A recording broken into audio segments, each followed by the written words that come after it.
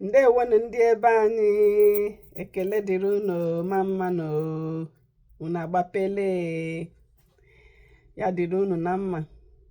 Ọnwụnwa unu nwaanyị nwafọ Igbo, ihe dị nwafọ Igbo abịala m ọzọ n'ụbọchị nke taa iwetakwara unu ihe mmụta nke taa.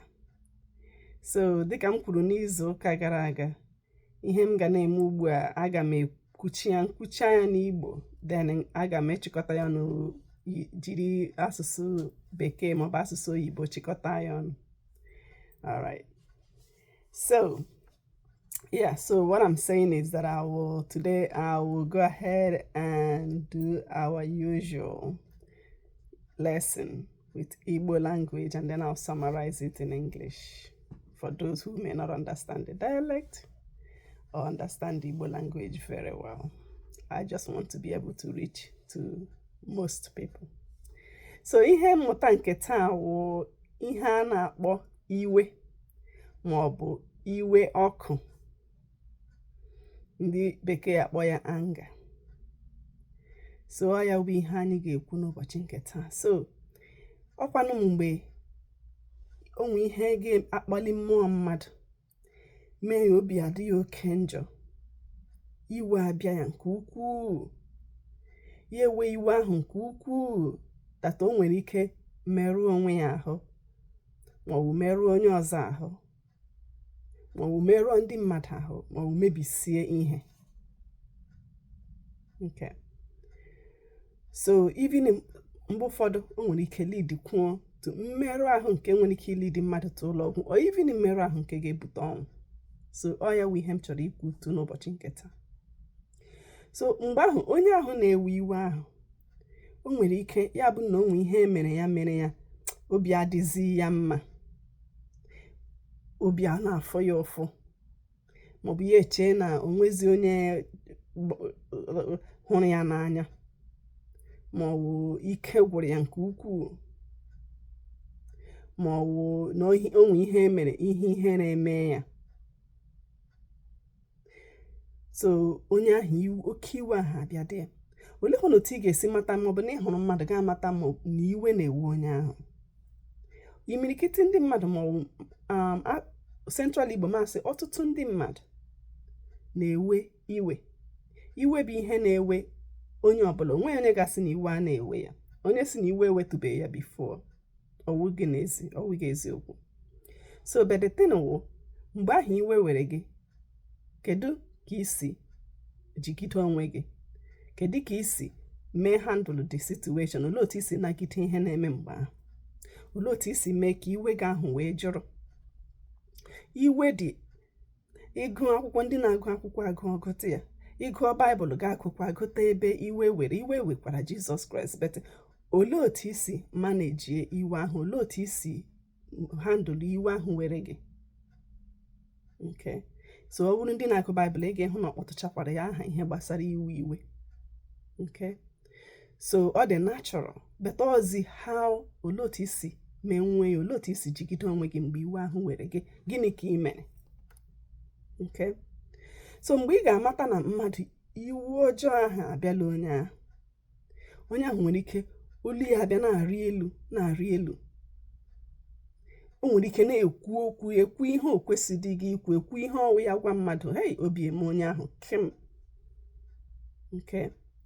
Onye ahụ nwere ike na-agagharị elu, ya ọ gara gị ebe a, ya ọ gara gị ebe a, ya ọ gara gị ebe a, ya ọ gara gị ebe a. O nwere ike ya ome aka ya otu ka onye na-achị ịkọ ọkpọ, right? So ya eme aka ya otu, ga-ama na iwe dị ya nnọọ. Even mgbe ụfọdụ onye ahụ nwere ike nọrọ nwa ya, ọ ga-ekwu okwu iwe ahụ a na-asụ ya n'obi. Then ọ bụrụ onye na-aṅụ oke mmanya, ma onye ndị eyuzu drugs, ịmụ ihe ndị agasị a na-aṅụtụcha ma Igbo and all that, onye ahụ nwere ike bụ na ọ ṅụtụchara ihe ndị ahụ kwa iwe ahụ avọlikwuo nke ukwuu. Okay. So ọ bụkwara ndị gụrụ akwụkwọ maọbụ ndị na-agwọkwa ndị ọrịa ma gịnị, iwe sokwa na ofu ihe asị na mental health. O so n'ihe ụfọdụkwa a na-agwọ ma ọ bụrụ ya gafee oke otu ahụ. Okay. So o nwegasị stages or circles. A na-akpọ ya circle of violence. enwe nke a na-akpọ tension building stage. Okay, so mgbe ahụ iwe ahụ na-abịa onye ahụ ya ọ na-ekwu things o kwesịghị ikwu. Okay, even o nwere ike ya ọbịa pushuo mmadụ ma ọ kwa mmadụ aka. So nke a na-akpọ battering stage. So mgbe ahụ onye ahụ iwe ahụ abịala nke ukwuu. Ọ bịara nke ukwuu. So onye ahụ nweziri ike kụọ mmadụ ihe. Kụọ ya nke even uche ya ga-adị nke ịhapụ onye ahụ ndụ. Nwere ike kụọ onye ahụ nwere ike kụrụ ya nke onye ahụ ga-ejiga ụlọ ọgwụ. Ị nwekwara ike bụ na ị nụtụọla na onwe onye kụgburu nwunye ya, ma onwe onye kụgburu di ya, ma onye gburu ụmụ ya, ma onye gburu somebody. Ọ bụrụ ndị na-alụ n'ụlọ ọgwụ anụkwa na onye nka iwe onye nka maọbụ na onye a na-elekọta merụrụ mmadụ ahụ, like things like that. Ị nwere ike na-anụgasị ụdịka ihe ahụ, maọbụ nke hụrụ maọkwa nke nọ na news ma ọ gịnị. So that battering stage, iwe abịala onye ahụ ebe ọ gabigara oke dat na o bidoro bịa kụwa mmadụ ihe. Kụọ ya nke enweghị ebere. So ọ bụrụ ihe gbasara maybe relationship maọbụ di na nwunye maọbụ enyi na enyi or something like that, enwe nke a na-akpọ honeymoon stage. Mgbe onye ahụ mechara ihe ahụ, kpachacha agwa ahụ, kụọ onye ahụ, kụọ ya. Ọ bụrụ ndị Igbo ha sị kụọ onye ahụ isi abụ okpu. Mgbe o mechara ihe ndị ahụ, ya bịa mewezie ka akpọ ya honeymoon stage. Ya bịa mewesawara onye ahụ obi ebere, bịa mesawara onye ahụ obi ọma. Nke bịa ga gotere ya ihe, gotere ya maọbụ gift maọbụ food maọbụ flower, maọbụ card, just gotewe, mewe ka onye ahụ ọ kụrụ ihe ahụ ka obi dị ya mma. And then mgbe ahụ onye ahụ akụrụ ihe ahụ nwere ike bụrụ nwunye maọbụ enyi nwaanyị maọbụ enyi nwunye nwoke maọbụ di, so mgbe ahụ onye ahụ akụrụ ihe ahụ, o nwere ike mgbe ahụ enegasịrị ya ụmụ ha gift ahụ, obi abịa mee ya ya ochegharịwa sị well maybe na onye ahụ ga-echenji onye ahụ kụrụ ihe ahụ. Ma onye ahụ enwetaghị serious help, ọ naghị echenji. It's inside, it's built inside. nke otu onye ahụ dị. Ọ gwụchara ma onye ahụ nwetara help, through counseling, through therapy. Some people say for him maybe medication and na control onye ahụ. Ọ bụrụ onye believer in God, maybe onye ahụ agakwuru pastor na-aga ekpere na help ya, na-agwakasị ya maybe how to deal with the anger issue. Alright, so ya with the circles of violence. So then, olekwana ihe ị ga-ime ọ bụrụ na ị nọ na situation ịhụrụ ebe iwu ọkụ ahụ na-eme, gịnị ka ị ga-eme? Ọ ijikwa nwayọọ, because iwe wee mmadụ abụọ ahụ otu mgbe, nsogbu ga-adị. So onye nke ọzọ, ọ bụrụ na ị nọ in that situation, hụ ebe ihe ahụ na-eme, akpọ ya de-escalation. Lee ma otu ị ga-esi welata olu gị, agala ịbanwakwa wuwuwuwu. Mgbe ahụ onye nke ahụ na-aga ịkụ ihe ahụ, iwu abịatukwuo ya. So ịbịa dị nwayọọ, were nnọọ na-ekwuru onye ahụ okwu nwayọọ. Lee ma ị ga-amata ihe na-ewu onye ahụ. Lee ma onye ahụ ọ ga-eji nwayọọ ka mara otu a ga-esi nyere ya aka maọbụ manage the stress. So and just nọrọ nwayọọ, emela ka gị nwee na-achọ ịga elukwu ọgụ. And then abịakwala oke nso, abịala onye ahụ oke nso, nyeti ya space. Even ụfọdụ asị pụọ, ọ bụ na ị nọ n'ụlọ, pụọ ka inye onye ahụ time ka o kudata. So then ọwụ na ha na-eme like ebe ndị nọ n'ụlọ ọgwụ. So him na-ekwurisi since bụ just in general.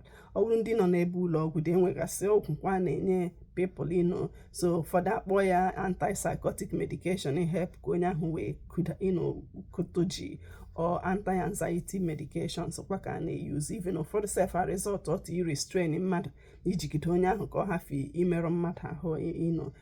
Mgbe ụfọdụ self ha nwere ike, ọ bụrụ ndị na-ebe a na-arụgasị ma ebe mental health unit nọ, enwere ike tinye onye ahụ na separate room ka o kudatatụ.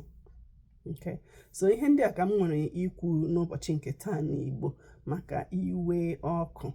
So ọnwụ onye na-ewe iwe ahụ, ọ iji nwayọọ nyere onye ahụ aka, kwuoro ya okwu n'obi nwayọọ ka iwe ahụ hapụ ịgazi ụzọ abụọ.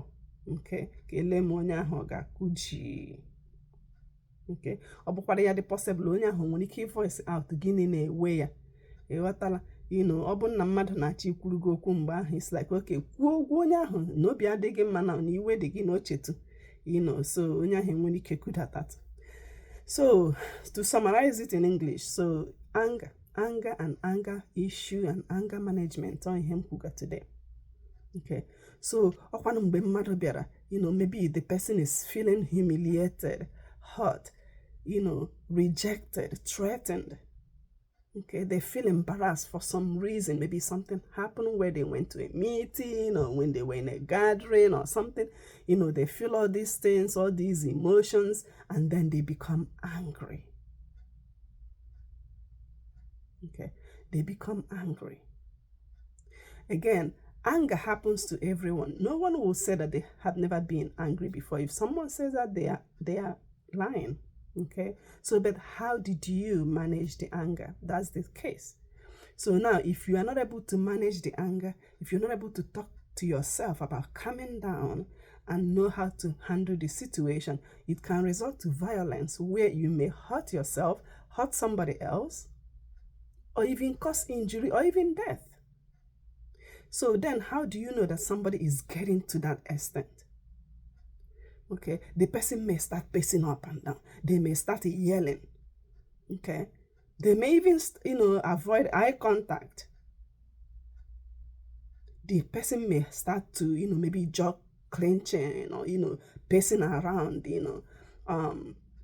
acting as if they're going to fight someone, like they may be very rigid. And then if the person drinks alcohol or they intoxicated, with drugs, or they do cocaine and all these drugs, then it may even make the situation worse. Now, we have what is called cycle of violence. So we have different, we have cycle of violence. The first cycle is the stage, the first stage called tension building. So that's when that anger is building and building, and the person may just start abusing the other person verbally, saying all kinds of stuff and even trying to push that person.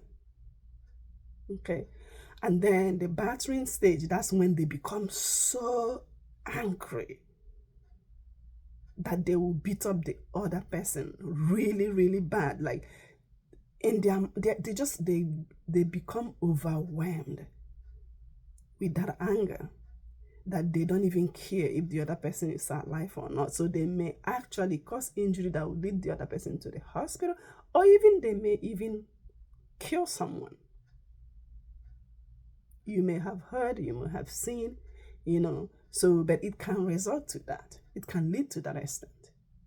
You hear that the wife killed the husband, or the husband killed the wife, or the parent killed the child, or the child killed the parent, or, something or things like that. You may hear things like that because of anger. The person couldn't control their anger.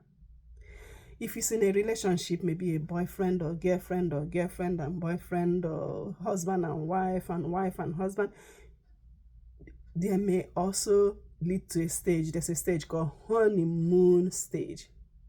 So that abuser may start, after abusing that person, the person is still alive. So they may start buying things for the person, buying gifts, trying to sweet talk them and trying to buy them flowers, things like that. And then the person that is being abused may start to think that that person, they're going to change. If they don't get help, if they do not get professional help, okay, or if they believe in God, or if they go to church, if they don't seek help, study the Bible, get help from maybe their pastor or their reverend or the elders, someone to help them, to tell them, to teach them how to control their anger, they will not change because it's in them.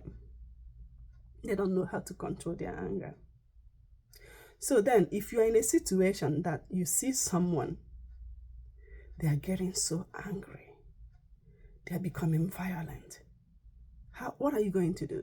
So there's something called de-escalation. You need to be calm. You need to be calm, use a non-aggressive posture, and give the person space also, and try to talk to them in a calm voice. Don't bring in violence also, because that will escalate the situation. That will make the situation worse. you're trying to de-escalate. Okay.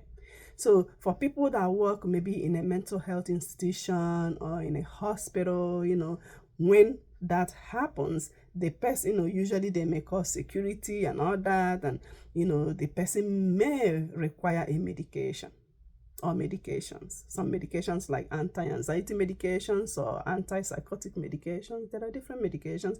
Even they may, in that case, use restraint so that that person will not cause harm to themselves or to others. And sometimes they may even end up secluding the person. So they may confine that person in a room until they calm down. So this is the summary of my lesson for today. Anger, violence, anger management. So if you or someone you think that they need help, please seek help for them. Get a professional help.